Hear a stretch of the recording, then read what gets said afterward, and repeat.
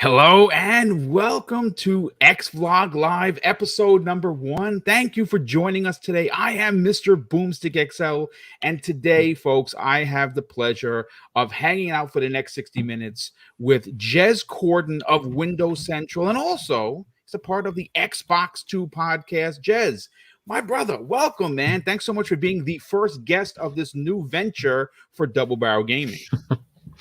Hey, thanks for having me, man. It's awesome to be here. New show, all shiny and new, all cool graphics and professional StreamYard setup. It's cool, man. Love the intro as well.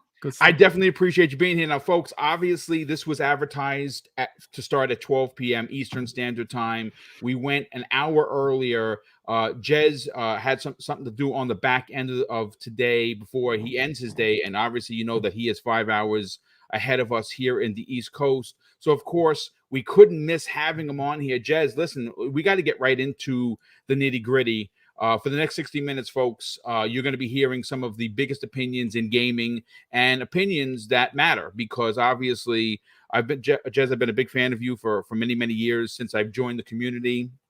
You do a great job with, of course, your partner who's still not feeling well in Randall Thor 19 on the Xbox 2 podcast. And, of course, your main gig is Windows Central. And, of course, your articles I have used and have credited you on many occasions because you do the research and you are an industry insider that we can indeed trust. I want to open up the show with something that had the community vexed, at least the Xbox community vexed at the early part of the week. And that was the announcement of Street Fighter 6. Now, Capcom, obviously, we all kind of knew that they were working on it. And I'm no mathematician, but after 5 comes 6. And we know that the last time we saw a new Street Fighter, well, that was an exclusive to the PlayStation 4. And at launch was and still is considered one of the worst launched Street Fighters in the history of the platform. And for a multitude of good reason, the game launched broken and missing a ridiculous amount of content. Eventually, oh, really? Yeah. I did not know that. Oh, dude, it was missing. It was missing a story mode. The online was broken. It was a mess. And yes, it was considered one of the worst launching Street Fighters practically in the history of the franchise. And as of today's date, it has surpassed 5.5 million copies. But at some point, folks, PlayStation was giving that game away in PlayStation Plus. So we don't know if those 5.5 million copies are actual sales, and they certainly wouldn't be full price sales because the sales for it when it first launched were not good. I think it was just above 1 million. It was not well received, and again, for good reason. Capcom released a broken game. But of course, this week, speculation took the industry and more so the Xbox community by storm, Jez. You put out a tweet that a lot of people got excited. It's the interweb, so people get excited and they get in their feels, as the kids say. And I kind of wanted to, open up the show with that.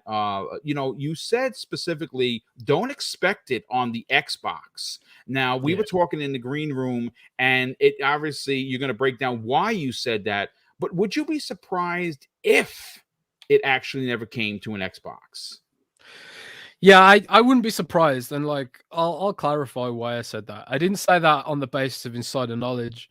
It was sort of like I have no idea if it's coming to Xbox or not. Like I didn't want to, and I did clarify that that wasn't a leak or anything. I don't have knowledge personally about what platforms it's coming to, but on the basis of the most recent Street Fighter games, and on the basis of Sony's strategy, which is to sort of cast doubt over certain genres, specifically niche genres or quote unquote niche genres. They did it with Final Fantasy VII. They do it with a lot of JRPGs where they want people to think that Xbox won't get games of a certain genre, and if they are a JRPG fan, you have to buy a PlayStation. And it feels to some degree they're trying to do that with fighting games as well. It's just part of their strategy to lock down games in certain genres, and I think that is probably not changed, and that's why I would make the assumption personally that it is going to remain exclusive to PlayStation, because, you know, one of the things that I didn't know, which you just said and made me think even more that it's not going to come to Xbox, is those sales are not super hot, are they? 5 million, Yeah. like total. That's a lot lower than I would have imagined. So like and Street Fighter is the Mac Daddy of fighting games, like this side of Super Smash Brothers, I guess. But I didn't realize just how niche it actually is. That's like mega niche, I guess. So for Capcom, I suppose they can offset some of the risk of that game being so niche, because let's face it, 5 million is pretty niche. Yeah. Even though it's one of the most recognizable IPs out there, I would say. It could be like a kind of game that could have transmedia potential, and a lot of games these days are looking at movies and stuff.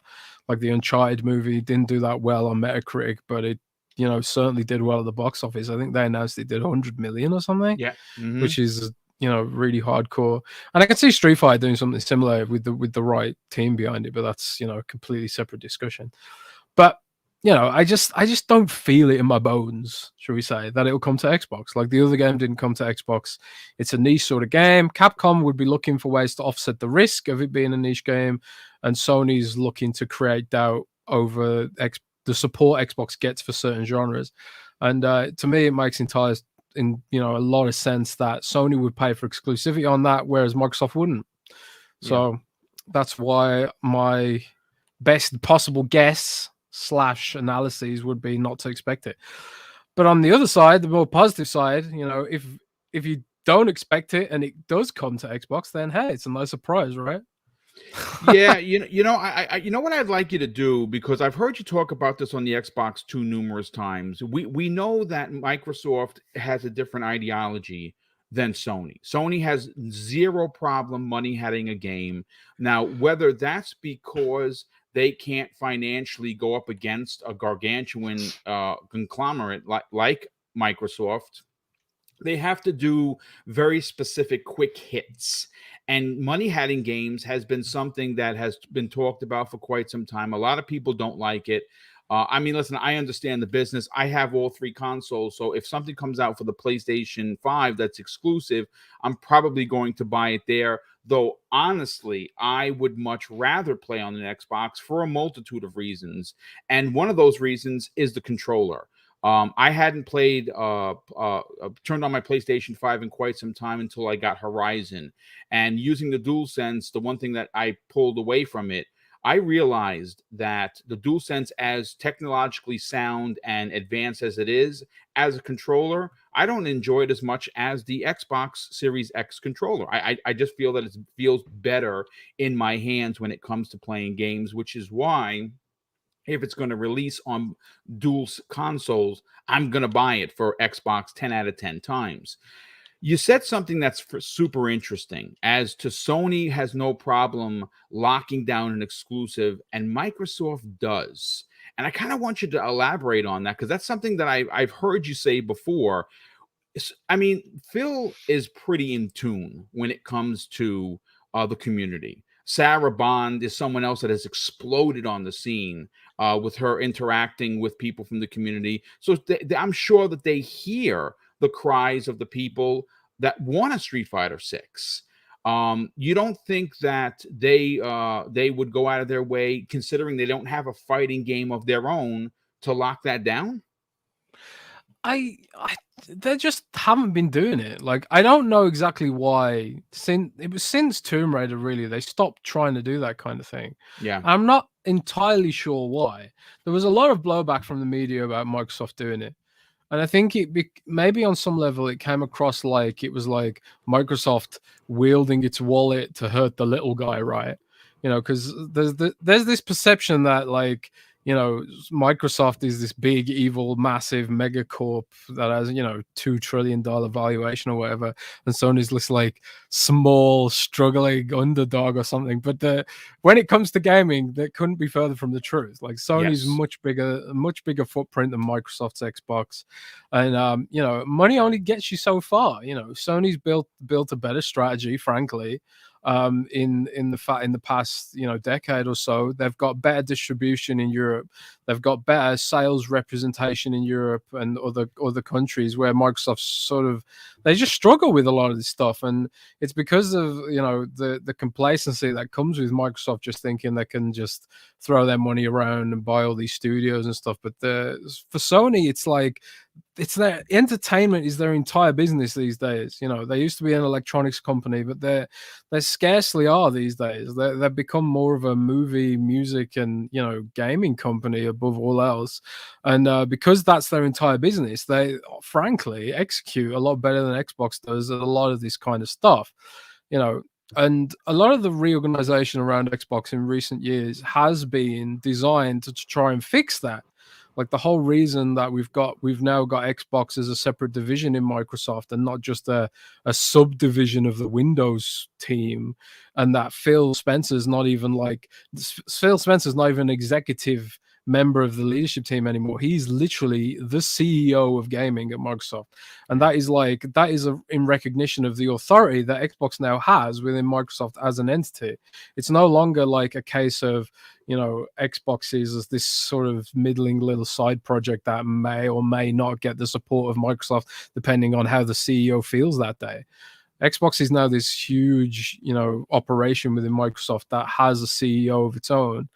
And there is going to be more organizational changes to reflect that and give Xbox more autonomy so it can get to a place where it can execute as well as Sony does on a lot of this stuff. The problem we've got as gamers and as people who are investing in the ecosystem is that we have to wait for it all to, fall into place, and it will take time for it to fall into place. And until it does all slot into place, I think we're still going to see these sort of annoying scenarios where games skip the platform arbitrarily. Yep. Because Microsoft spent a long time alienating a lot of devs around the world, and it's just a fact. They've spent a lot of time ignoring the Japanese market and not investing in it. They spent a lot of time sort of focusing on a specific subset of genres that have a very Anglo-American, UK-centric kind of appeal. Shooters, specifically, and a lot of these niche genres like fighting games and JRPGs, Microsoft just didn't bother even trying with. But we as a community stood up very loudly and said, this can't be the way. You can't keep doing this. And Japan especially they've been resurgent in recent years. I mean, I remember before I became a journalist, there was articles coming out like what's going on with the Japanese gaming industry. We had games like Resident Evil 5 and, Resident Evil 6, where a lot of Japanese studios were trying to figure out how to sort of appeal to American audience and in the process sort of alienating everyone. But in recent years, and now we've seen with Elden Ring and, we've seen with Resident Evil 7 and Village, and a lot of these Japanese companies have really sort of found their way forward and they've become super dominant again. Elden Ring is rated the best game of all time. And we're going to talk about it some more in a bit. But I'm like, I'm aghast, frankly, how good it is and how much better it is than what a lot of what these Western devs are putting out. So I think but a lot of this stuff is historical organizational stuff where Microsoft didn't have the clout to sort of push into Japan. And this is why we do see games like Street Fighter go exclusive, and we do see games like Final Fantasy go exclusive, and we do see games like Persona never come to Xbox, and it's because they don't have those relationships. But hopefully with all these changes they've been making, that they can start to, chip away at that. And they have been chipping away at it, I think. We've seen Soul Hackers from Atlas announced for Xbox, which is, pretty huge in a philosophical kind of way. A lot of games that never came to Xbox before, like Yakuza and Dragon Quest, started coming to Xbox as well. But, it just shows that Street Fighter, if it does go exclusive for PlayStation, again, I have no idea if it is, but if it does, it's just going to highlight the fact that they've still got work to do, Yeah. But if you have no expectations, then you can't be disappointed, right? That was what I was say. Yeah, I mean, listen, you make great points, but one of the things that for me personally, that frustrates me a bit is I'm a huge Killer Instinct fan. I have been since I was playing in Nathan's Arcade in Yonkers, New York. where when it was called when it first came on the scene, it blew every other fighter away. And if you look at the footage anywhere from a game that launched in 2013, the game still looks absolutely amazing. The two teams that worked on it seemed to be almost in tandem with the way the game was designed. And when you look at Microsoft as a company, what is the first thing that jumps off the page? Well, they want Game Pass to be that. Besides their first-party games, which we know were coming, and we're going to get into that towards the back end of the conversation. Two of the biggest missing pieces to the puzzle are in the form of platformers, which we know are coming, right? I don't know if I'm ever going to get my Banjo-Kazooie. I would imagine that maybe Toys for Bob could eventually be, maybe it's something they want to do, because we know Microsoft doesn't force any of the developers to work on it, but they've said publicly that they would love to do Banjo-Kazooie, so I would imagine that might be something that's in the cards. But Killer Instinct is an absolutely immense IP, and last year they announced that they purchased Smash GG, which is a smaller fighting scene for sure, for the community, but one that they're gonna, if they intend to do anything with, Jazz, they're gonna need fighting games. And King of Fighters 15 just released on the Xbox, and that's surprising because a lot of SNK stuff, along with games like Blaze Blue and Guilty Gear, those stay usually on PlayStation. So it was nice to see King of Fighters actually release on an Xbox. Have you heard anything about Killer Instinct potentially being even shown at this year's E3?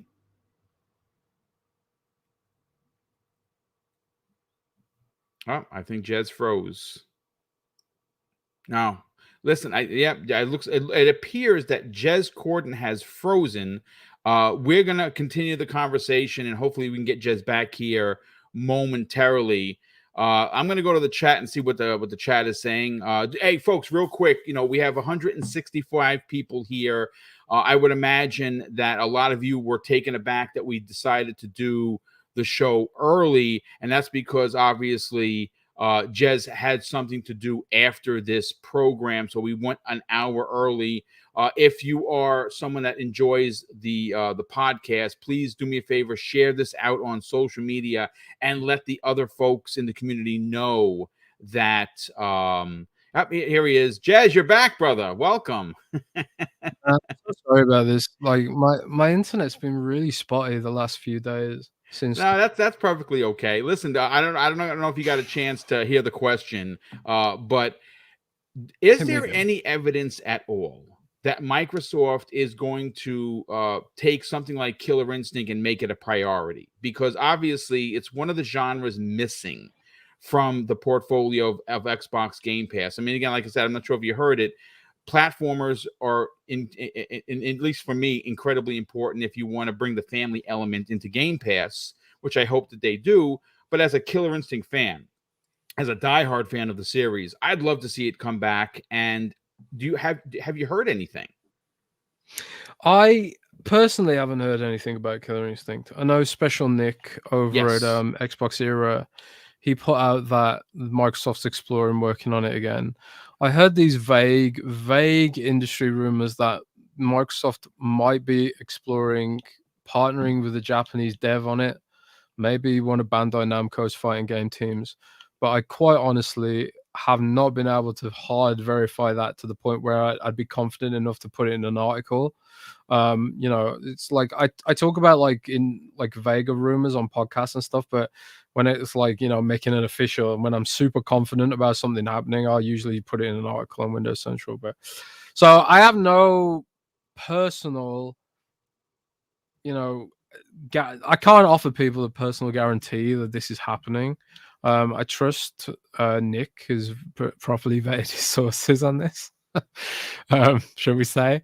But I have no idea myself, and a lot of the other industry people I've spoken to have, they've not been able to give me anything firm on it. So I want to believe because it's like you say, it's if Street Fighter does go exclusive and Microsoft doesn't have a sort of an answer to that, it's kind of bad. But at the same time, it's kind of like it is undeniably niche. You know, a lot of like I could not believe that when you said that Street Fighter had sold that many copies, that it wasn't more. You know, I was really quite surprised about that. I knew these games aren't as popular as they used to be, but I didn't know they were that, you know, small in comparison. But so Microsoft might just be of the mentality like this isn't big enough to justify. You know, I have no idea how well Killer Instinct 1 did. It was free to play, kind of, and you know, it was a really great game. But I like as I played the original Killer Instincts as a kid. I had the soundtrack on a CD. I had the I had it on the Super Nintendo, and the cartridge was black. And I remember thinking, Yes. yeah, I was like, oh wow, it's a black cartridge that's like super unique and special because every other cartridge is like gray or whatever. At least they were in the UK anyway. But when it came to Killer Instinct 2013, like my nostalgia bones were like, oh my god, this is amazing. But honestly, I didn't really play it that much. Like there wasn't a huge amount of stuff to do. The campaign was really lame, and I just didn't really have many friends who played it that much. And I suck at playing online because people get like super sweaty, you know, and they're like super good at it, and I'm just sort of, you know, casual. I'm happy if I can actually string a combo together in that game. But so it's almost like Souls likes in a way. Super passionate community, but they don't sell that super well. But maybe there's a universe where they can figure out how to make Killer Instinct have a broader appeal, similarly to, you know, Smash Brothers. Smash Brothers is like almost has like a genius design where it's really easy to pick up and play, even if you don't know a damn thing about fighting games. But if you want to play it to like a high level, it's really actually quite complicated and stuff. Yeah. But I want to believe that they'll do something about Killer Instincts and the fighting genre and see like if they can modernize it or anything like that. But it would require like a true visionary, I think. And I'm just not sure Microsoft has that in-house right now. You know, Yeah. they need you know, someone who can really not just they need something more than a Killer Instinct game. I don't think it's enough to just make another standard Killer Instinct game. They need a vision to advance the genre, I think. And I just don't think they have that at the moment. And I think that's probably why they haven't tried to do anything with it. But who knows? Maybe Nick's right, and maybe everything's going to be in place, and maybe it'll be awesome, you know. But we'll just have to wait and see.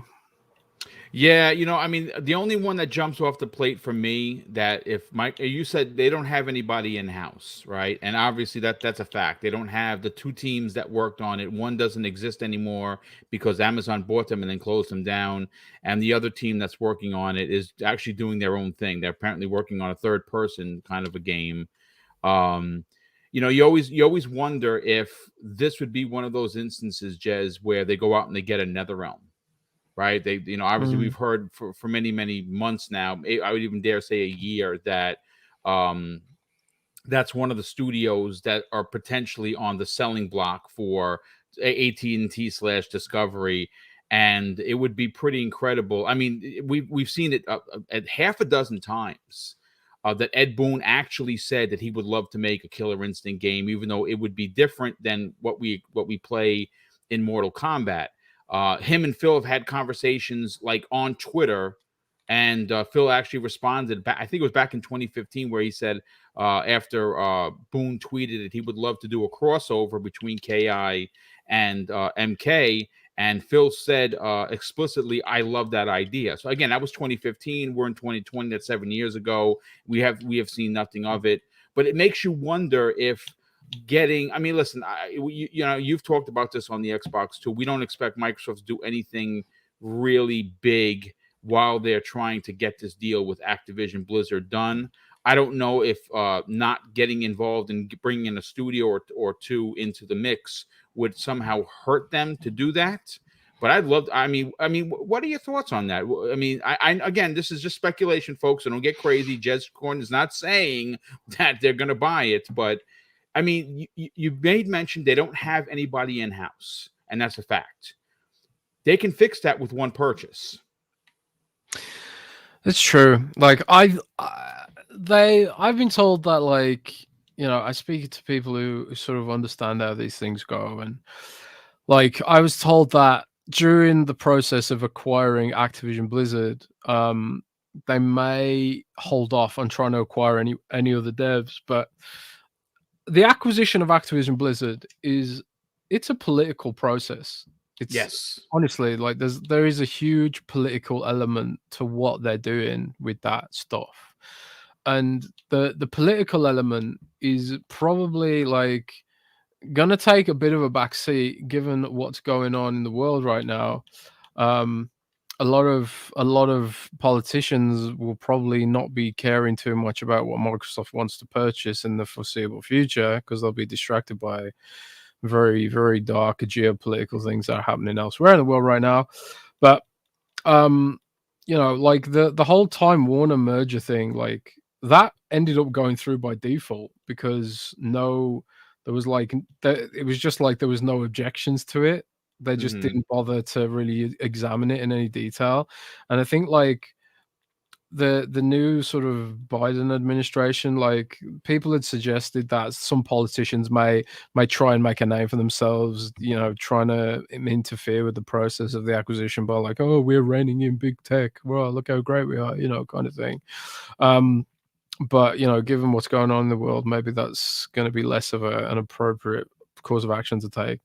But on the flip side of that, could they buy a smaller studio like from another company? Like I did see documentation that in as part of the Time Warner, the whole Discovery acquisition thing, they were looking at spinning off TT. I can never remember what that studio is called. Rocksteady. No, TT. Oh, TT What's their name Games. now? Travelers Yeah, Tales. Travelers Tales. That's it. I can never remember their name, but it just says they just call them TT in the document. So like I always forget, But yeah, they were looking at spinning off Travelers Tales and another realm. Or not spinning them off, but they were sort of allocated differently to the other studios in as a separate sort of, I don't know, it's hard to explain. I'd have to have the document in front of me, and I don't have it right now. It's funny you say that because I actually had a chance to peruse that exact document that you were referring to. So when you were talking about Oh, it, really? oh yes, I got a chance to take a look at it myself. I'm not going to tell you how I got it because I obviously have a small source, but I did get a chance to take a look at it, and those two studios were on there as being considered pieces that they could sell off individually, which is why I Yeah. immediately thought Microsoft. Yeah, I mean, I don't know if the document I had was quite a while ago now, so like the situation might have changed and all that kind of stuff. But I also am cognizant of the fact that, one of the big trends in gaming right now is this cross media thing where they started to realize that like they can turn gaming franchises into movies and Hmm. sort of, get the passion of the fan base to translate that into box office sales, and they've done it very successfully with, League of Legends, and done it very successfully with Uncharted just recently. And they tried to do it again with Mortal Kombat. Obviously, there's been a few Mortal Kombat movies over the years. I'm sure, like you'll remember the original because I actually we're a quite bit enjoyed the older. original. I did not like Yeah, the I new loved it. one. The new one I felt was very cheesy. It had a couple of, fatalities in there, but for the most part, the story was just rubbish. I haven't seen it myself, but like It's it wasn't terrible. particularly well received, right? It wasn't. But No. yeah, okay. But the potential's obviously there, right? If they can nail it, if they can actually like sort of actually appeal to fans and moviegoers at the same time. Like I remember seeing like tweets all the time where people were like, "Man, I've never played League of Legends, but I really like the Arcane TV show on Netflix. Like almost transcended the game, right? And if even just like 10% of those people turn into League of Legends players and buy microtransactions and stuff, it can be extremely lucrative beyond the the Netflix royalties they get or whatever. So if they can nail a Mortal Kombat movie, then that fits more in Warner Brothers' wheelhouse. But I think like there's also a sort of angle that they're probably thinking all NetherRealm can do is Mortal Kombat, and fighting games are again kind of niche. Yeah. And I don't think Warner Brothers wants to be in the business of making niche games. I mean, they barely even seem to want to be in the business of making games, period. Given how, slow they've been in recent years, and they wouldn't even greenlight some of the game pitches their studios gave them, presumably because they just did an analysis and thought, well, these won't be lucrative enough to be worthwhile the investment or whatever. But I could be wrong. A lot of this speculation. I'm not a fly on the wall in Warner Brothers' office and stuff like that. So maybe they're just thinking like, yeah, we'll keep NetherRealm and we'll keep making them, fighting games, and we'll try and explore making a Mortal Kombat movie that doesn't suck, and try and convert it into sort of a transmedia franchise like that. Or maybe they just think, you know what, Microsoft needs this, and we can go to them with a pitch, and maybe something will happen, right? But it seems a bit pie in the sky, to be frank. So I don't see it happening personally, but who knows? I never would have expected Microsoft to buy Blizzard either. So, well, I am going to say that I just checked the stats. As of July of 2021, it was reported by VentureBeat that Mortal Kombat 11 total sales exceeded 12 million copies. that's pretty good. Yeah, that's solid, right? That's a lot of copies. The game was well received. And obviously we have heard that they because of what was going on with WB and Discovery, they kind of put Injustice 3 on hiatus, and they immediately started working on Mortal Kombat 12. At least that's what was talked about a couple of months ago. I think that NetherRealm Studios would be an incredible get, and I think more so than just them as a developer. To say that Mortal Kombat 12 could potentially be exclusive or even remain multi-plat and be in Game Pass day and date would be tremendous for the service. Again, like you said, there's no reason to suggest that in fact is going to happen. I would love to see it happen. I think both Traveler Tales or TT Games and NetherRealm they fill two niche empty spots in Xbox Game Pass in the family aspect, because we know that Traveler Tales makes great Lego games, and we know what Mortal Kombat has been for the industry. But you know what? I want to move on to the second topic. I'm going to try and get 3 topics in here before we get you out of here, Jez. And I want to talk about Elden Ring for a second. Windows Central gave it a perfect score, which is and that comes to us from a good friend of this program and someone that's going to be a guest in the coming months, Miles Dompierre. He calls it From Software's Magnus Opus. And he put over 50 hours into it. I think 70 hours, according to the article. And he's absolutely in love with it. He says that it is, and I'm pulling directly from the article. He says it's unforgettably important. It is an incredibly important video game to the length and of Castlevania Symphony of the Night and Legend of Zelda Breath of the Wild, 2 very highly received games. Elden Ring is currently sitting at 38 plus perfect scores as of this morning. It could be more than that. And this is going to be a game, Jez, that people are going to go out and buy, because the FOMO is going to come into the conversation. Everyone is talking about RR's collaboration with From Software.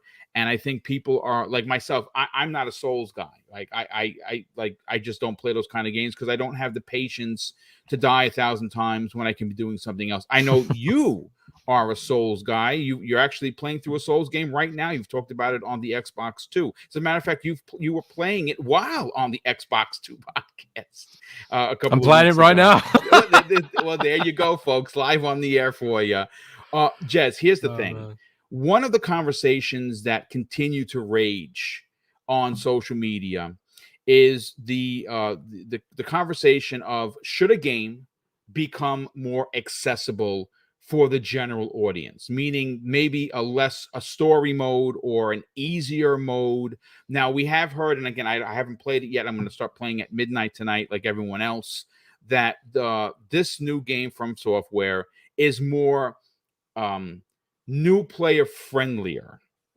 not easier per se, but certainly more potentially more accessible because of some of the summons that you can get. You can get other people to come into your games via multiplayer. You can do these summons where you bring other in-game characters to help you out while you're fighting.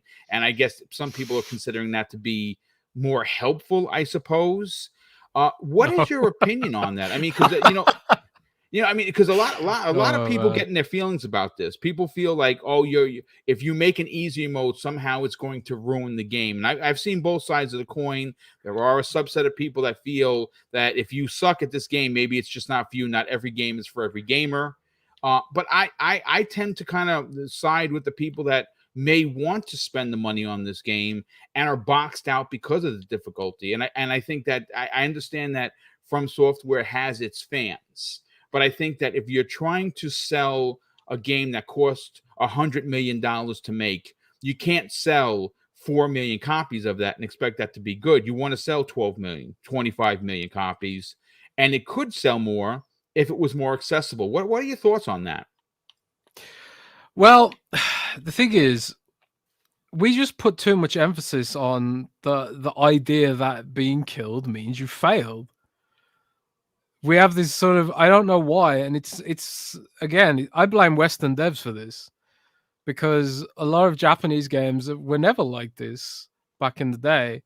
A lot of them were difficult, Yeah. but Western devs, and I'm gonna call out Ubisoft here, and a lot of games really, but it's kind of like they want you to feel like a god, and they want you to feel like you can't lose. And I only got into Souls likes about 2 months ago, because I did see Elden Ring and I did sort of anticipate it being huge. And I had the FOMO months ago, and I thought, you know what, I'm going to give it a really good go and try really hard to get into Dark Souls this time, because I always had that mentality of, if I die, that means I'm bad and it means I've failed. And I just thought like, oh, well, I'm old and this means that I'm too slow and, I'm just a bad gamer and stuff like that. But the games aren't like that. You just have to sort of, when you play a Souls like, and this is where I've realized, and Monster Hunter helped me realize it as well, actually, is that you have to take every death as getting in real life experience points. Every time you die in a Souls like, you learn something new. The boss mechanics are very complicated. It's not like what passes for a boss fight from a Ubisoft game or something, where it's like the boss has 2 attacks or 3 attacks and like this really long 30-second channel which you have to dodge maybe. They are more demanding. But the thing is, every human being has the capacity to overcome the complexity and the difficulty in these games. And it's just about like whether you want to, I guess, whether you enjoy the aspect of studying the boss and studying what you're doing wrong.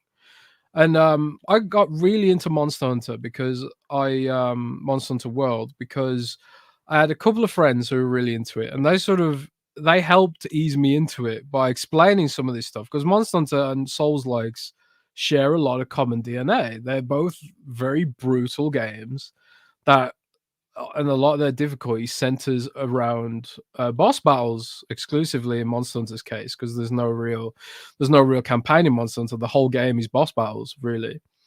And because the whole game is boss battles, then naturally the bosses have to be very complicated, because it's the entire basis of the game. And because the bosses are complicated, it's like every time you die in a Monster Hunter boss, you sort of learn something new about its behavior and its mechanics and the way it interacts with your weapons and all that kind of stuff. And Souls-like games are the same way. And you can sort of, if you're willing to sit there and study and learn, much like anything, like if you want to study video editing, you don't just wake up one day and like suddenly you're a pro YouTuber or a video editor. That is for sure. Or if you want to become a surgeon, you don't just wake up one day and it's like, oh, okay, now I'm a surgeon. You know, you have to study, you have to learn, and you have to Yeah. work hard. And that's what these games are. They are more like hobbies, and more like hobbies than regular games. And I think that is okay. And I actually am happy that these kind of games exist, because I'm not a pro gamer by any means. I'm not, you know, I'm if I finish a game in Call of Duty with a positive kill death ratio, I'm happy. You know, I rarely go 2.0 even. You know, so I'm at most I get like 1.5, and I think, yeah, I'm pretty happy with that. Sometimes, like, if I'm tired, then I go below into negative kill death ratio. I'm by no means a pro gamer, is what I'm saying. But I did complete Dark Souls Remastered recently, and I did it pretty slowly. And that's because I treated it more like a hobby. I didn't sit there thinking like I need to get through this whole game in one swoop without dying, which is like how Western games often are these days, where it's like there's no effort involved in having to learn the game systems, and there's no effort involved in having to, build a class and stuff like that. Elden Ring and Dark Souls games, in a weird way, remind me more of my time with World of Warcraft and MMOs, because it was like in World of Warcraft, you had to learn how to play your class, you had to learn how to kill the bosses. But for some reason, nobody ever criticized WoW for its difficulty back in the day, and it was difficult. World of Warcraft was regarded as incredibly hardcore when it came out, and there was all the the whole South Park episode, which you've seen it, about, I don't know if you've seen the South Park episode about World of Warcraft, but the joke is that it's quite funny, yeah, actually. yeah. Well, the joke is the boys live in the game. They live in the game because that's how much time investment you have to put into it to learn the game systems, to learn the boss's mechanics, and commit those mechanics to muscle memory. And then you had a whole raid of 40 people back in the day, 25 people now, and all of those people had to learn the mechanics as well. And when you overcame the boss fight, it was just the most incredible feeling. There's just nothing like it. I remember the first time I killed Nefarin in World of Warcraft, it took my guild like a month to do it, which is longer than any boss in the Dark Souls or Souls-like games ever going to take me. But it took us, our guild, a month to learn how to kill Nefarian, and which is hilarious. But when we killed that boss, it was the most incredible feeling I've ever had in gaming. And I would loathe the idea that these kind of experiences aren't allowed to exist, because some people just think like every game needs to be a sort of popcorn experience where you sit down and you don't have to do any learning, and the game just sort of, you just treat it more like a sandbox or whatever.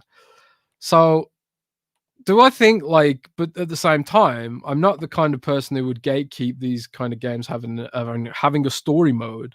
I think like, don't call it an easy mode, just call it a story mode, and just admit that this mode involves no real challenge, because the challenge and learning the game is the way the game is designed. It's not like for example, in The Witcher 3, if you put The Witcher 3 on Death March, it's not like the bosses gain new mechanics. They just arbitrarily gain more damage, and they just gain more, attack speed and stuff like that. With Souls-like games, it's the mechanics that make it hard. It's like the attack patterns. It's learning when to jump instead of block, and when to block instead of dodge, and and what attacks to use when. It's like learning each of those things, like almost like a hobby. So I do think like if you treat the game like a hobby and think like I can get through this, like I don't have to complete this game in one sitting. If you think like this, today when I play Elden Ring, I'm going to grind some souls, and level up a bit. Or today when I play, I'm going to try that dungeon that I struggled at. The cool thing about Elden Ring is that if you do hit a wall, you can just go and do something else, because like every dungeon has different sort of difficulty attached to it. Some bosses are absurdly difficult and are designed to be done at higher level, and then there's like you'll come across bosses which are absurdly easy, and they don't really give you much trouble, even if you're not like a Souls veteran. So Okay. but I I do get where people are coming from, because a lot of the, and I had that mentality too. Like, I got into this frame of mind where it was just like, I expect games to be easy and not have any demand of me, and just sort of just there to be, you click around and jump around. You don't have to really learn anything about the game. And there's nothing wrong with that. There's nothing wrong with those kind of experiences. I'm not being a snob or anything when I say that, because like I enjoy those kind of games too when I feel like it. But I also want these games to exist as well. I want, because I do approach it more like a hobby, and they are designed to be a hobby, because the story's not really presented in a clear way either. You have to sort of read the item descriptions, and like, there are YouTubers who make mind maps where they're trying to figure out exactly what the story is, because it doesn't give it to you on a plate like a Hollywood kind of experience. It wants you to treat it like a hobby and actually study what's going on and look at the environment and stuff. And that's why it's so brilliant. That's why it's a work of art. It's because it's like you said, like, they could have added an easy mode and sold 15 million or more copies, but they wanted to stay true to their vision. They wanted to stay true to what they wanted it to be. And I support artists making what they want to make, at the end of the day. And to people who would say to me, like, I think this is too difficult for me, I would say, if I can do it, then probably you can do it, because I am not a pro gamer by any means. I just had to change my mentality of dying means failure. It doesn't. In this, dying means you learn something. As long as you learn something or take away something from that particular run on a boss, then the death was worth it. You learn something. And I'm gonna write an article about this soon, where it sort of explains the mentality to have to make you enjoy these kind of games. Because once I changed my mentality around dying in a game and what challenge actually means, I ended up thinking Dark Souls 1 is like probably my favorite game ever, until I played Elden Ring, that is. Right. Dark Souls Remastered, going through Dark Souls Remastered was just an absolutely incredible experience, even though I did it 10 years late, because it gave me what World of Warcraft used to give me.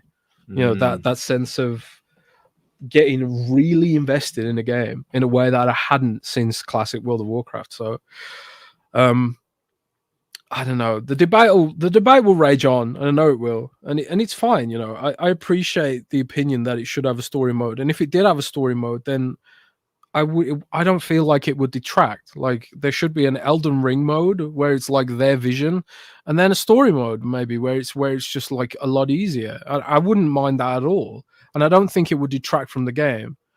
But at the same time, I respect that the artists who wanted it to be a certain way, and and that's the thing. And I would implore anyone who thinks this might be too hard for me, but I want to play it. If you want to play it, try it. And actually really try it. And I don't just mean like get to the first boss, die 3 times, and then quit. I died on the first boss in Elden Ring about 20 times. Wow. Okay. And like, I died more times on the first boss in Elden Ring than any boss in Dark Souls 1 and 2 combined. Wow. And that's because, and part of that is because there was no guides for it, Like, if I got stuck on a boss in Dark Souls, I just like look up, sorcerer kill of Smaug and Ornstein. That's one boss. That's one boss I did get stuck on in Dark Souls Remastered. It was Ornstein and Smaug, however you pronounce his name, as a sorcerer. When I did it as melee, I one-shotted them. When I did it as sorcerer, it was very hard because it was a different playstyle. So I had to like look up a video online of someone else doing it, and I was like, oh, that's how you do it. And then I went back and I one-shot it. Because Elden Ring's only just come out, there's like nothing like that. So I'm sort of going in completely blind. And even then, I had to change my mentality again, because it was like, oh man, at first I was thinking, oh my god, they've made it too hard that even I can't do it, And I can't, like, I'm sorry, I misspoke. What I meant was they made it so hard that even though like I've completed Dark Souls now, that I can't even access this anymore. Like it's harder than Dark Souls is what I was thinking. But it isn't harder than Dark Souls. It's just that now I don't have any guides and I have to do it myself. So I had to like change my mentality again and like really sit there and study the first boss and how he's moving, how his AI reacts to certain attacks. Like it would have been easy if I just sat there and made some notes about it. And then I slept on it, and all what I'd learned sort of became muscle memory. And then the next day when I came back to it, I killed him in one try, and I was just like, yeah, it feels amazing. And and I just killed the second major story boss as well, and like dozens of mini bosses. But Nice. the reason it's getting such high praise is the open world's just on another level. Like if you put the difficulty and the difficulty debate to one side, the open world is the best ever made, I would say. It's just absolutely would you say that it rivals Breath of the Wild's open world? I haven't played Breath of the Wild, so but I've seen that comparison being made a lot. Like I think Miles was making it, but I've never played Breath of the Wild.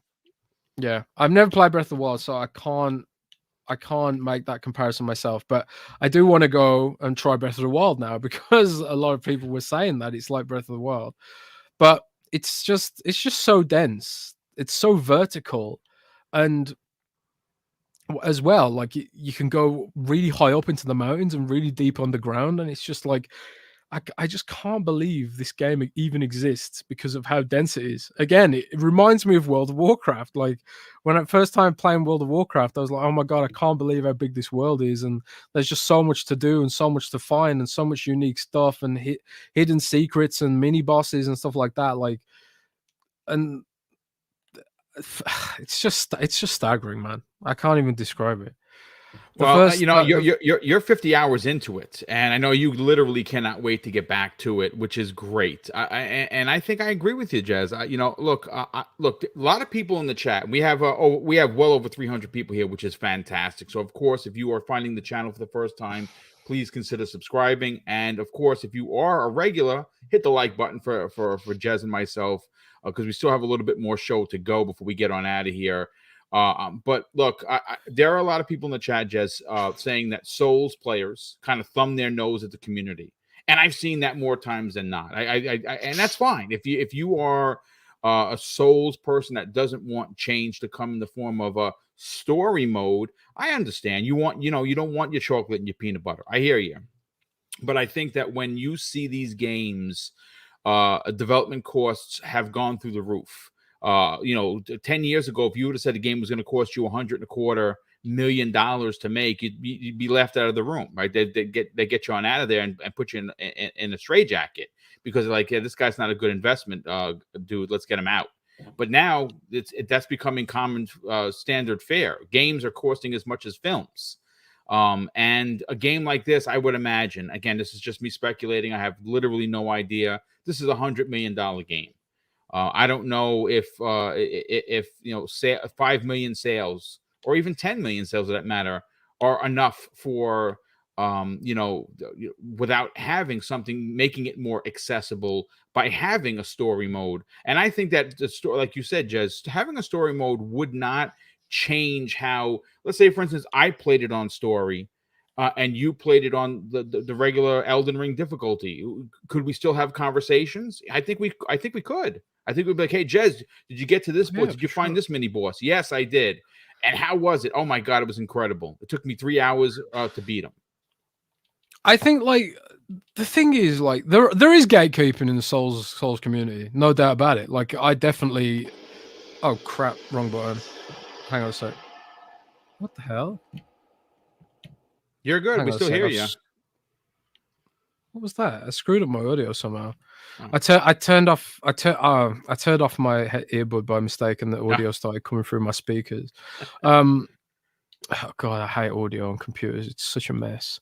But there is gatekeeping in the community. Like even like when I started playing Elden Ring, I found it extremely difficult, and I was saying to my colleagues like I was saying, like, because they all played warriors with weapons and stuff, but I like playing wizards and casters when I play these kind of games, right? Nice. And so I started out as a sorcerer, and I found it extremely tough. And like, there's nothing in the game really that explains how a lot of the magic works, and obviously I couldn't look it up online, and I didn't know like where to find new spells, and I didn't know like if I'd even get new spells. So like I was really struggling, and like on the first boss, it felt like my spells were not designed to hit him, you know. Like they were moving really slow and he just dodged them, or you know, they wouldn't hit him at all because they just sort of curve around him as he was moving. And I got super frustrated, and I was like, well, fine, I do what I did when the first time I played Dark Souls, and I'll just grind and overpower the boss, right? Level up and get like a bunch of levels. But that didn't work either, because in this your damage scales heavily on weapons, and without killing the boss and getting to the next area, I can't get the new weapons. So it kind of gates you. It wants you to suffer, you know, really wants you to suffer that first boss. And I got really frustrated with it. And like my colleagues were like gatekeeping and, you know, doing that. So, well, just get good, you know, and that kind of thing. So, you know, and even when I was tweeting on about my Dark Souls playthrough on Twitter, it's hilarious because I kept getting like people messaging me like, oh, you're playing a sorcerer, they're easy mode and stuff like that. And I was probably thinking like, why are you gatekeeping? Let me play the game I want to play it, you know? Like what the hell is exactly wrong with playing a sorcerer? And I would never have thought that anyone would think sorcerer is in some way overpowered, but people were gatekeeping my sorcerer, you know, and I was getting annoyed about that as well. But at the same time, with all the gatekeeping and the accusations of gatekeeping, for me, when I tell people my thought process of it shouldn't have an easy mode is because it will rob you of the amazing experience I have of overcoming this game. You know, if you can, when you do overcome the difficulty curve, it just feels incredible. And I feel like if you do opt for that story mode, and there's nothing wrong with it, you sort of like, you lose the opportunity to believe in yourself, kind of. And I think like, I wouldn't want people to do that, you know. It's hard to explain what I'm trying to say, but I feel like there is something about the difficulty that does make it feel really good when you win. And I feel at the same time like it's really fair. Like there are like, the game gives you loads of tools to overcome its issues. Not its issues, is the wrong word. Like overcome like the situations. Like this game has mountains of consumables in it. And one of the ways I was really stuck in Elden Ring was in the first dungeon, and I'm not going to drop spoilers or anything, but in the first dungeon, I felt like I didn't have enough damage and I didn't have enough mana, or FP as it's called in this. I didn't have enough magic points to get through the amount of enemies I had to kill to get to the boss. And I was just like, I was getting really frustrated, and I was blaming the game, and I was thinking like, man, it's so dumb that it doesn't give me more powerful spells to deal with this situation. But then like I sat down and I looked at the list of things I could craft to help me out. And one of the things you can craft is like poison darts. So I just went and made 100 poison darts. And instead of like wasting my mana on the regular mobs, I just sprayed them with poison darts to get through it and stuff. And then like, yeah, like I overcame it myself, and it was a great feeling. Yeah. But if it was like, if you just had a story mode and you didn't have to make that thought process to how to figure it out and overcome it, I feel like you as a gamer potentially lose something. So when I talk about should it really have a story mode, is because I don't want to rob people of that feeling. Because I think strong point. If you believe in yourself a little bit and are willing to treat it more like a hobby and think like, today I'm going to do this little part of the game, like play at your own speed. I play Dark Souls once a week, because I was playing it exclusively on stream, so I was only playing it like once a week, and I was just thinking, well, today on the stream I'll get through this part of the game, and today on stream I'll get through this part of the game. Like I didn't approach it with the mentality of I need to complete the whole game today or get through the whole thing like straight away. It's really hard to explain in some ways, but no, I completely understand, because Yeah. I'm not a Souls guy, Jez, but I played Neo and I put 50 hours into it. I got to the last boss. I couldn't beat him. It just was too much. But that game, for some reason, resonated with me because I'm such a fan of Onimusha, and that's actually how I played the game. I played it like an Onimusha game rather than a Souls game. And there were some that tested my patience. The first boss, like you, I died about 50 times, but I in the belly of that ship.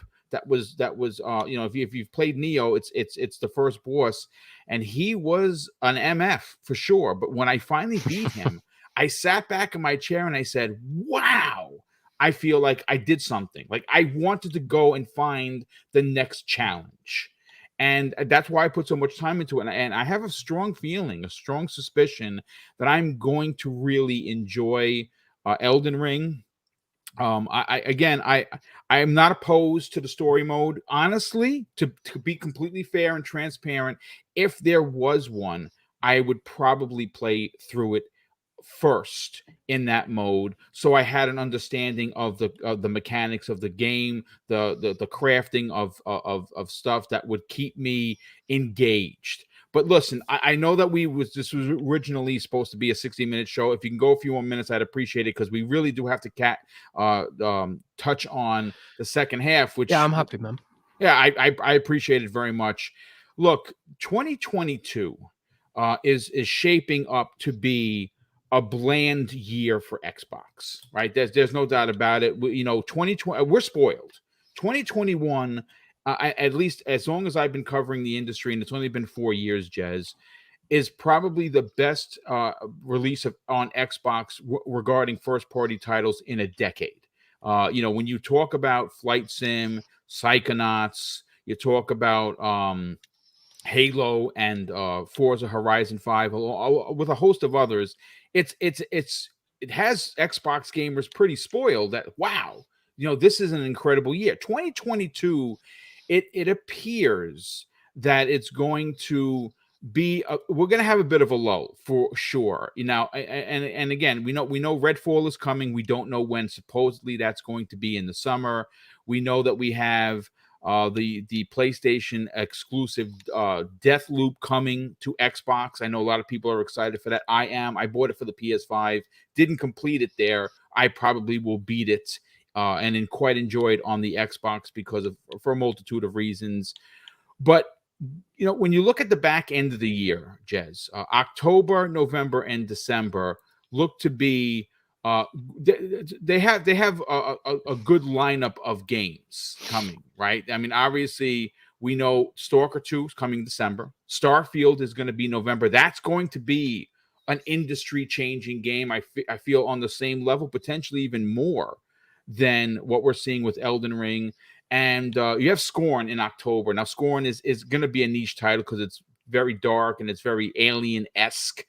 But up until that point, there really isn't anything. So what I've noticed, and obviously we have the Xbox Factor podcast weekly, so I'm always in tune with the community in regards to their frustration. Microsoft is very, very coy on giving dates. Now, you've talked about this on articles. You've talked about this on the Xbox 2 podcast numerous times.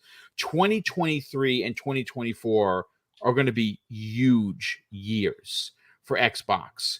What are your personal thoughts and potential theories on when we're going to start seeing some of these games and potentially get some sort of clarification of when we're going to get them? Because you said it on I think it was on a couple of Xbox 2s ago that they literally have so many games in development. You're blown away by it, but we don't know when. And a lot of people are asking, when could we expect Microsoft to start giving us release dates?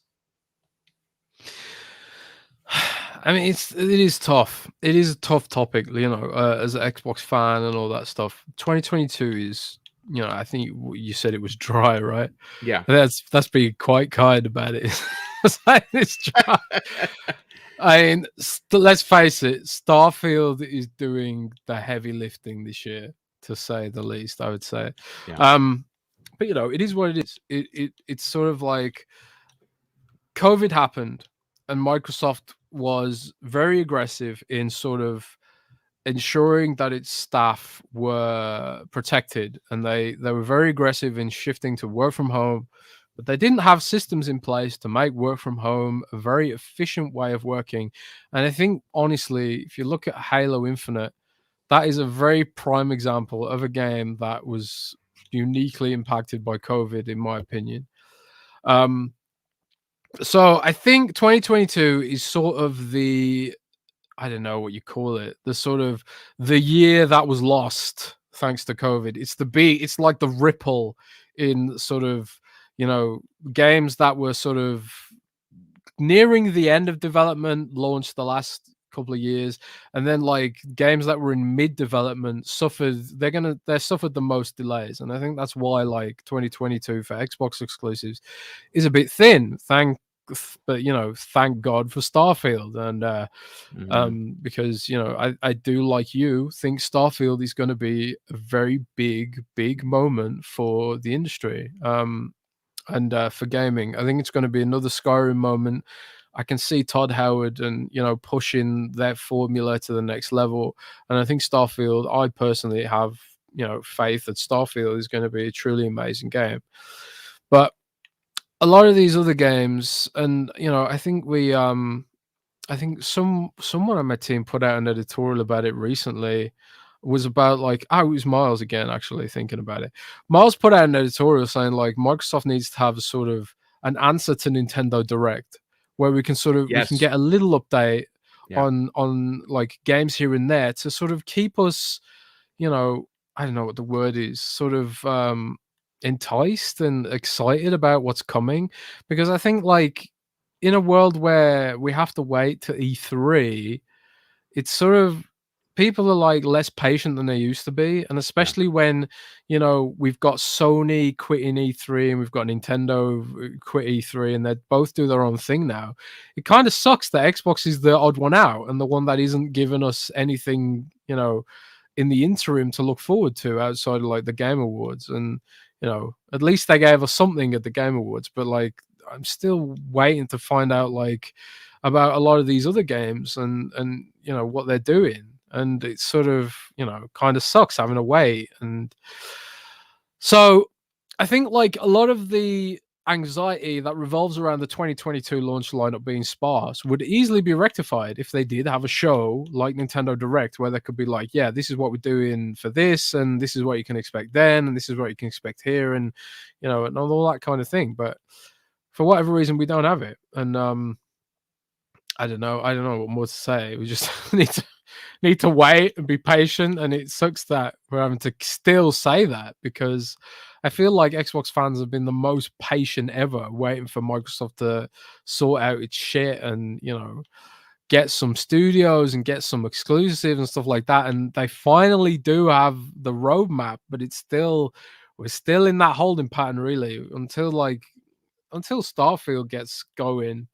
But once Starfield's here and we really start seeing like them ramp up the cadence of what they've got coming and the roadmap, 2023 will be suitably insane for content. I think like it'll be a golden year for Xbox in terms of like exclusive games and like quality exclusive games too. But 2022, I think Starfield's doing all the heavy lifting, and and this is why you should get into Elden Ring. If like if there's no games to play, just play Elden Ring for the next 6 months. If it takes you 6 months to kill a boss, at least you'd be on par with Starfield when it releases. Yeah, one exactly. of the things, Jez, that we're all wondering with Xbox specifically is they literally have so much in development. And look, Sony, they released Horizon. I'm playing it. I stopped playing it. The bugs were bugging me. I kept getting pop in. I kept getting a lot of issues with hitboxes in regards to grabbing when I was jumping off of things. I died a dozen times off, climbing up a mountain because there's something wrong there. And we know that it launched with bugs. That's reality. It actually shocked me how many bugs are actually in that game. And that's a Sony first party game. They never release with bugs. It's almost like Nintendo when the first party game comes out, almost nine and a half out of 10 times, it's going to be a flawless victory for them. This is not the case with Horizon. The game is absolutely stunning to look at. I keep taking pictures, but I'm frustrated, so I'm putting it off to the side. I'm playing Cyberpunk for the first time ever, and I'm quite enjoying it. And now, of course, I'm going to put that down to get myself into Elden Ring. With Microsoft specifically, we've seen Sony. They got Horizon on the first end of this year. I mean, the first start of this year. We know that Gran Turismo is coming. I'm not a big fan of the franchise, so I'm probably not going to get that because I'm not going to spend the $76.43 here in the Americas, at least in New York, to get that game. We don't know if God of War. Yeah, it's $76.43 for in New York after tax. Yep. What? Yes, that's yes, crazy. $76.43 here in New York State. Yep. Why is it more in New York? Is that specific to New York? No, well, I mean, our taxes are almost 10 cents per dollar here. So a game that's $69.99, just do the math. You add another as close as $7 on top of that. You're paying almost $77 for a PlayStation 5 game, which is why they need their own Game Pass, because then I would easily subscribe, so I don't have to spend that kind of money. It's bonkers. But with that said, Jez, we everyone, whenever Sony releases a big game, everyone panics. Well, what Microsoft needs to answer. You've said that on many podcasts. I disagree. I don't think they have to answer. I would love for them to have a Horizon title this year, and I think we're going to get that with Starfield. God of War, if it bookends the year, this is going to remind me of 2017 for Nintendo. Nintendo bookended that year. They started it up with Zelda Breath of the Wild. Obviously, we know how incredible that game is, and they followed it in the holiday with Mario Odyssey, which wound up being potentially as good, even better than Zelda. So that was a great bookend 2017 for Nintendo. If Sony could pull off a God of War release this year, they could have their own, 2022, success. Can anybody in the Xbox realm expect a surprise release this year from Microsoft? Something that we didn't know about, because Compulsion Games, we know for in an interview with Phil, when he was asked to pick a game that we didn't know about, that he hasn't shown off yet, that he was most excited for, he asked to pick two. And one of them was the first one that he said off the top of his tongue was the Compulsion game. It's rumored to be a BioShock meets Uncharted type of game. It sounds exciting to me. Could we see a you mean Compulsion's game? Yeah. Mm-hmm. Oh, I leaked that. Did you not see it? I you know what, dude? If you leaked it and I didn't talk about it, it's probably because I missed it, because I usually keep on point. Yeah. So Compulsion's game is codenamed Midnight right now, Project Midnight, and it's sort of like, it's a dark fantasy game with scary harpy monsters and stuff like that. It looks really cool. But the BioShock comparison is new to me. I think it's a third-person action game. I don't think it's going to be first person. I think they considered the BioShock aspect the dark horror aspect of it. That's why they said BioShock 1. It's sort of, I think it's going to have a sort of BioShocky sort of stylized horror graphic style. I don't think you can expect photorealism from this, but it's gonna, it's think We Happy Few, right? Like sort of We Happy Few, but the sort of next step up from that. Okay. But anyway, it's I don't know. It's could it release this year is what you're asking. I personally think not, but I do know that there is an Xbox game that is coming out this year that is exclusive, and some people have been anticipating it, but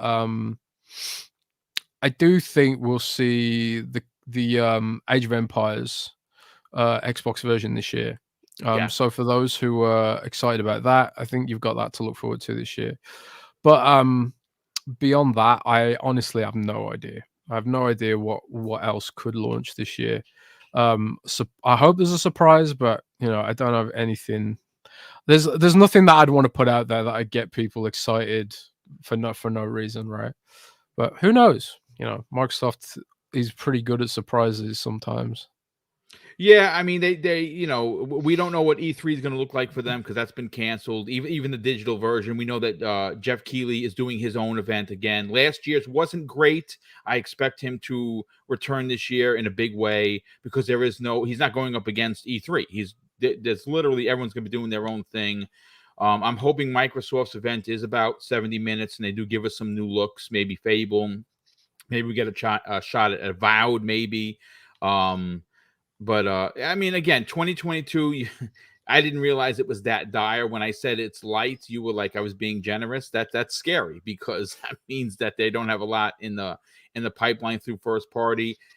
Before we get out of here, Jez, any third party stuff that we can talk about that could be coming to Game Pass that you might have heard that maybe hasn't been announced yet?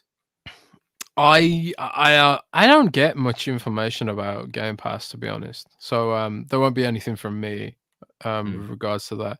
A lot of the Game Pass deals are like super secretive. A lot of when it comes to money, it's like it gets hard to get leaks on some of that stuff. But personally, I've not heard anything about what could be coming for Game Pass. But a lot of people were hoping that Elden Ring might be on Game Pass because then they wouldn't have to buy it and find out that they don't like it and then couldn't get into it. But it didn't happen, obviously. Yeah, that would have been a big bag of money. That would have been a very large bag of money to get into Game Pass. I think maybe even too rich for Microsoft's blood. Well, yeah, maybe. But I think it would have done well for them if they'd done it. Dude, I think it would have been worth absolutely. Yeah, this would have brought in big sales. First of all, it would have brought big sales to the game because, as we know, Game Pass titles they sell really well. But I think that this could have brought significant subscribers just for the game. Now, I don't know if they're going to be out after a month, but I think that this would have brought in huge subscribers. But listen, Jez, this has been amazing, brother. Thank you for hanging out for the additional 16 and a half minutes. I hope you had a good time, brother. I know that you had something to do on the back end, so I don't want to hold you up. But I also want you to sell your brand. I think what you do on Windows Central is amazing.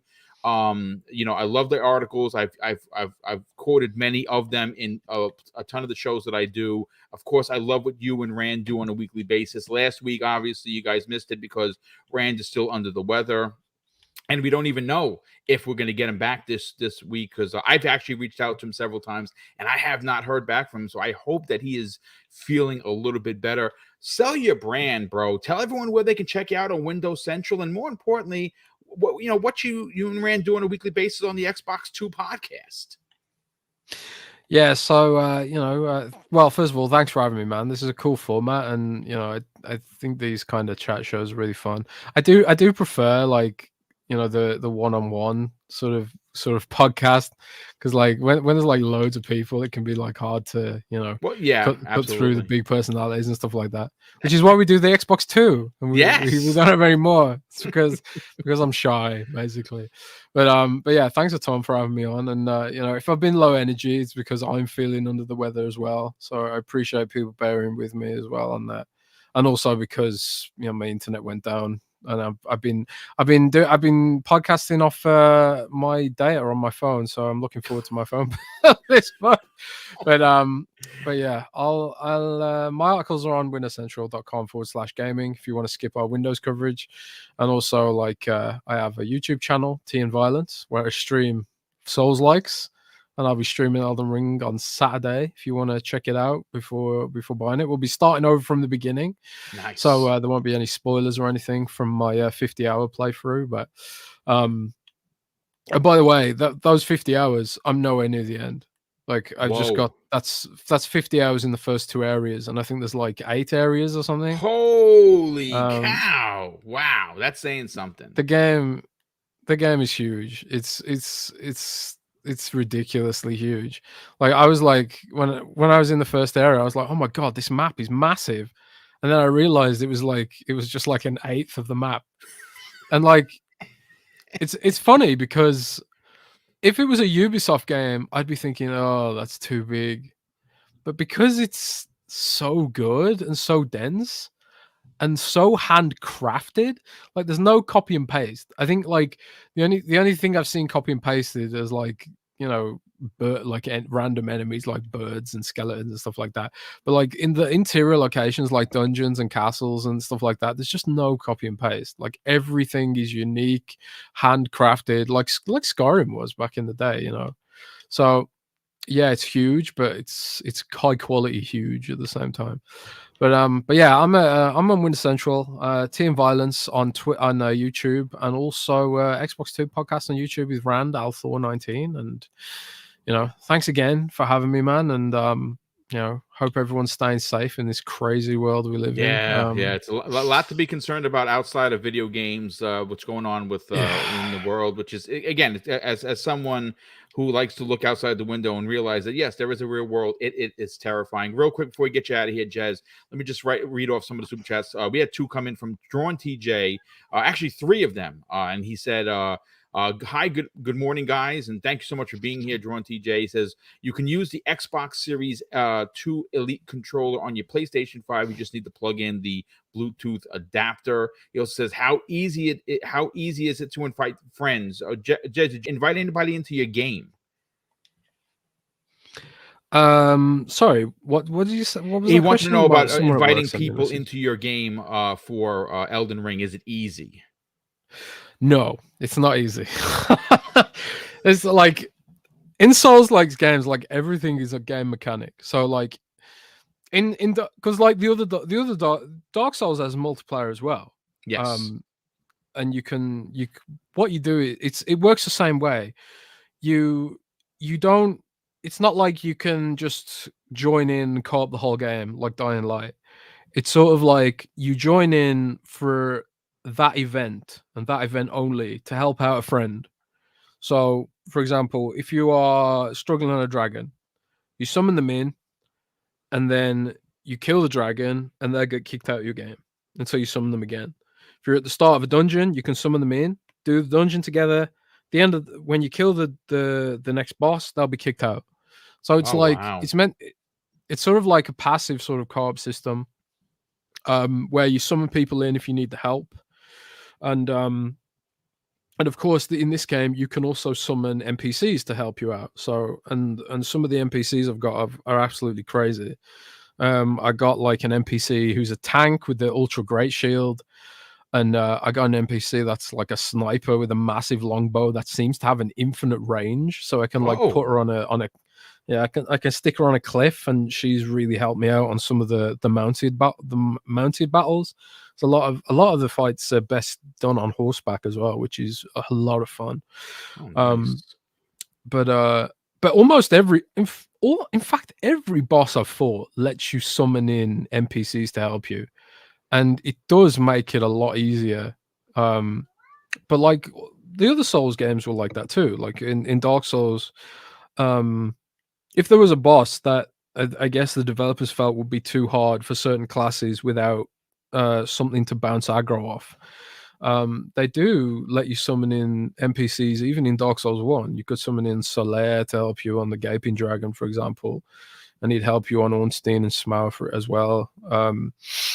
But like it's sort of like it doesn't just let you do it all the time, because it's like I say, it's a gameplay mechanic. It's not like I don't know.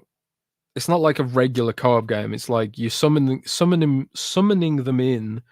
Literally, you're summoning them to help you out, because that's the way the game works. It's hard to explain, but it's not easy to do. It's complicated and hilariously ridiculous, just like all the other Souls-like games. But when but it works. It works. Once you do it, it works. So nice. Well, again, real quick, Mr. Joanna Dark says, "Hello, gentlemen. What are your thoughts on the whole having 100% a game like Elden Ring to give it a score to 70 hours count?" Yeah, I listen. I think you put 70 hours into the game, you can give it a full-on review. That's my opinion. And Foreign Object drops a $10 super chat and says, "Showing more love to 2 of the best in the business. #salute." Thank you for that. We also had let's see who else was here. Yeah, that's it. Well, listen, Jez, once again, brother, thank you so much for being here. Thank you for dropping the information. And I'm gonna let you go, and I'm sure you're gonna run to play Elden Ring right after we're done here. So I definitely appreciate that. Listen, folks, thank you so much for being here. We had over 350 people here. This is episode 1 of X Vlog Live, my new live addition to Double Barrel Gaming. I have a couple of guests lined up. Jeff Grubb has agreed to come on the show in March. We also have King David joining us on the 17th, and on the 10th, Miles Dompierre of Windows Central Gaming will be sitting down with me and talking Xbox. So hopefully you'll tune into that. I'm trying to get Rand for next week. I'm gonna see if he's well enough to join. Love to sit down for an hour or so with him and get his thoughts on whatever's going on at the moment. But of course, I'm going to close out the show with something that is important to me, folks. Hopefully, one day it'll be important to you, and that's something that my dad taught us when we were kids. And he said, "Son, treat others how you want to be treated, and also it doesn't cost anything to be nice. You live by those rules, and I can guarantee you're going to have an awesome day." So take care, and we'll see you next week on the newest episode of X Vlog Live.